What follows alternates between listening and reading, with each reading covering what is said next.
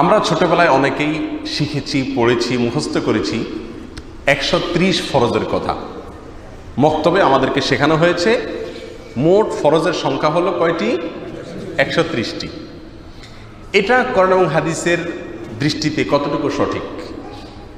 এর উত্তর হলো, ফরজ কাজগুলো কোনো সংখ্যার মধ্যে সীমাবদ্ধ নয়, বরং এটা সংজ্ঞা দ্বারা সংজ্ঞায়িত করা যায়। কোনো সংখ্যার মধ্যে কি করা যায় না? সীমাবদ্ধ করা যায় না।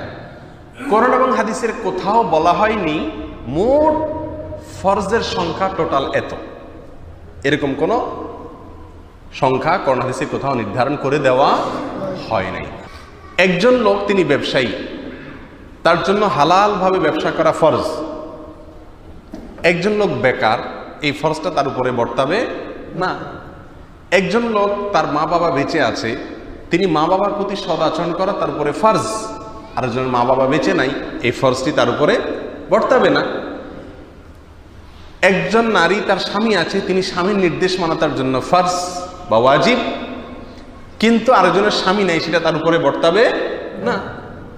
এভাবে আমরা যদি এক এক করে দেখি তাহলে দেখব ফরজ এটা ব্যক্তির উপরে ভ্যারি করে। কোন কোন ব্যক্তির জন্য ফরজের সংখ্যা একরকম, আরেকজনের জন্য ফরজের সংখ্যা আরেক রকম। সবার জন্য ফরজের সংখ্যা সমান না। অতএব মোট ফরজ 130টা, এটা ভুল।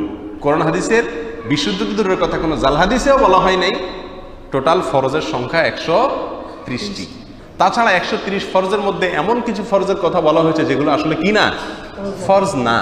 আবার এমন বহু ফরজ আছে যেগুলো সেখানে ঢুকে নেই, যেমন পর্দার কথা। 130 ফরজের ভিতরে পর্দা করা ফরজ, এই কথাটা নাই। 130 ফরজের ভিতরে হালাল খাওয়া ফরজ, হারাম থেকে বাঁচা ফরজ, মা বাবার নির্দেশ মান্য করা ফরজ, এগুলোর কথা উল্লেখ নাই। তাহলে 130 ফরজ এরকম বলে ফরজের সংখ্যাকে সীমিত করা, নির্দিষ্ট করা, এটা সঠিক না, এটা ভুল।